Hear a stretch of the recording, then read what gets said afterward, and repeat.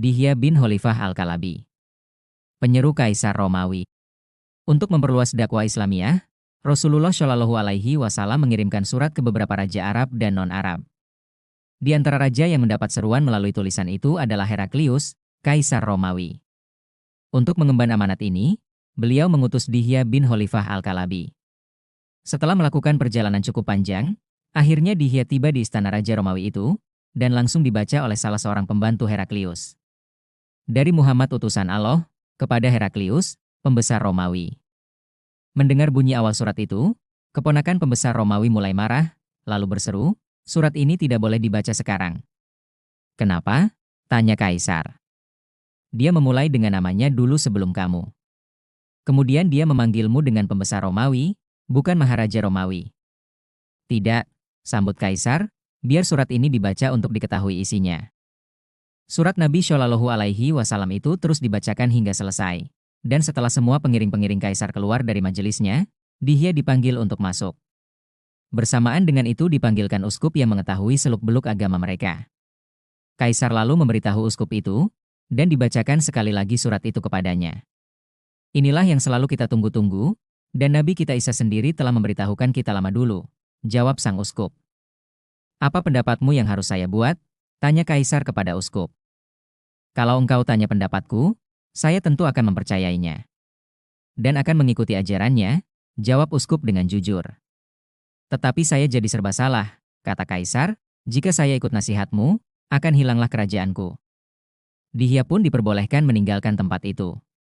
Sedangkan Raja Romawi terus berdiskusi pendapat dengan sang uskup. Kebetulan, pada saat itu, Abu Sufyan bin Harb sedang berada di Romawi. Kala itu ia belum memeluk agama Islam. Ia dipanggil oleh Kaisar ke istananya dan ditanyakan tentang diri Muhammad Shallallahu Alaihi Wasallam. "Coba kamu beritahu kami tentang orang yang mengaku nabi di negerimu itu," tanya Kaisar. "Dia seorang anak muda," jawab Abu Sufyan. "Bagaimana kedudukannya dalam pandangan masyarakat kamu? Dia mulia?" "Tentang kedudukannya dan keturunannya, memang tiada siapapun yang melebihi kedudukan dan keturunannya," jawab Abu Sufyan jujur. Ini tentulah tanda-tanda kenabian. Kaisar berbisik-bisik kepada orang-orang yang di sampingnya. "Bagaimana bicaranya? Apakah dia selalu berkata benar?" "Benar," jawab Abu Sufyan, "dia memang tidak pernah berkata dusta." Ini lagi satu tanda-tanda kenabian. Kaisar terus berbisik-bisik kepada orang-orang yang mengiringnya itu. "Baiklah," kata Kaisar lagi. "Orang yang mengikutinya dari rakyatmu itu, adakah dia meninggalkan agamanya, lalu kembali kepadamu seperti semula?" "Tidak," jawab Abu Sufyan. "Ini satu lagi tanda-tanda kenabian," kata Kaisar juga. "Apakah terjadi peperangan di antara kamu dengannya?" "Ya," jawab Abu Sufyan. "Siapa yang selalu menang?" "Kadang-kadang dia mengalahkan kami, dan kadang-kadang kami mengalahkannya," jelas Abu Sufyan. "Ini lagi satu tanda-tanda kenabian," kata Kaisar Romawi itu. Beberapa saat kemudian Dihya Al-Kalabi dipanggil oleh Kaisar Romawi, seraya berkata, "Sampaikanlah berita kepada pembesarmu itu, bahwa saya tahu dia memang benar nabi. Dia menunjukkan muka yang sungguh benar dalam kata-katanya. Tetapi apa daya, saya tak dapat buat apa-apa, karena saya tidak bersedia ditumbangkan dari kerajaanku." Adapun sang uskup itu yang biasanya selalu datang ke gerejanya setiap hari Ahad untuk menyampaikan ajaran Nasrani, sejak pertemuan itu, terus berdiam di rumahnya. Lantaran kecewa karena sang uskup tidak datang ke gereja, orang-orang pun berdatangan ke rumahnya. Kepada orang-orang itu, sang uskup mengatakan dirinya sedang sakit. Kejadian itu berlangsung berkali-kali, sehingga orang-orang mencurigainya. Mereka lalu mengirim utusan kepada uskup itu, memberikan peringatan kepadanya, jika tidak mau datang juga ke gereja untuk menyampaikan ajarannya, maka mereka akan datang beramai-ramai ke rumahnya dan akan membunuhnya. Mereka menyangka, sejak datangnya si orang Arab itu ke Romawi, sikap uskup telah banyak berubah. Sang uskup segera memanggil Dihya, dan menyampaikan sepucuk surat. "Ini suratku, ambillah dan serahkan kepada pembesarmu itu," pesan uskup itu dengan hati yang tidak tenang. "Sampaikan salamku kepadanya, dan beritahukan bahwa saya bersaksi tiada Tuhan melainkan Allah, dan bahwasanya Muhammad itu adalah utusan Allah. Katakan juga, bahwa saya beriman dengannya, mempercayainya, dan menjadi pengikutnya.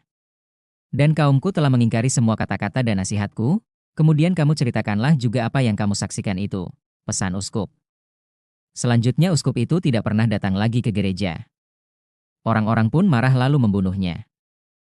Sementara itu, sebenarnya Heraklius sudah meyakini kebenaran ajaran Islam. Namun, seperti yang ia katakan, ia malu untuk meninggalkan agama Nasrani. Apalagi kedudukannya sebagai raja. Tidak mungkin tunduk begitu saja kepada ajaran Dihya yang menurut mereka orang Badui. Karena itu, ia segera menyuruh salah seorang utusan membawa suratnya kepada Rasulullah. "Bawalah suratku ini kepada orang yang mengaku nabi itu," kata Heraklius. "Tetapi dengar baik-baik apa yang dikatakannya, dan ingat 3 hal berikut ini. Pertama, apa komentarnya ketika membaca suratku? Kedua, apakah dia akan menyebut perkataan malam atau tidak? Ketiga, USA akan sampai kamu dapat melihat di belakang tubuhnya. Adakah suatu tanda yang menarik perhatianmu? Lengat baik-baik 3 perkara ini. Beritahu saya apa yang kamu lihat," pesan Heraklius dengan hati-hati. Utusan itu berangkat membawa surat Heraklius hingga tiba di Tabuk. Di situ dia bertanya kepada para sahabat Rasulullah, "Di mana ketua kamu yang dikatakan Nabi itu?" tanyanya. "Di sana." "Yang sedang duduk dikelilingi orang," jawab salah seorang dari mereka. Saat itu Nabi Shallallahu Alaihi Wasallam sedang duduk di tepian telaga kecil bersama beberapa sahabatnya. Utusan itu pun maju ke depan, menyerahkan surat Heraklius kepada Rasulullah. "Dari mana kamu?" tanya Rasulullah. "Aku orang Tanuf," jawab utusan itu. "Maukah kamu kembali kepada agama yang suci kelari kepercayaan nenek moyang kamu Ibrahim?" tanya Nabi Shallallahu Alaihi Wasallam. "Aku ini utusan sebuah negara dan menganut agama negara itu. Tidaklah wajar saya mengubah agamaku sehingga saya kembali kepada mereka lebih dulu," jawabnya jujur. "Hai saudara dari Tanub," tiba-tiba Nabi Shallallahu Alaihi Wasallam berseru, "Aku telah menulis surat kepada Kisra, pembesar Parsia, lalu suratku dikoyak-koyakannya, kelak Allah akan mengoyak-ngoyakannya dan kerajaannya." Nabi Shallallahu Alaihi Wasallam berceliam sebentar. Kemudian berkata lagi, "Dan saya menulis surat kepada pembesarmu," maka dia masih ragu-ragu lagi, dan orang ramai masih boleh membuat alasan, tidak tahu, selama kehidupan mereka aman tentram.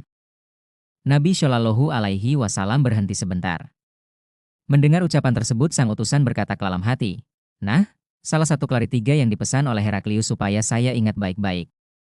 Dia pun mengeluarkan sarung isi panahnya dan mencatat apa yang disampaikan Nabi.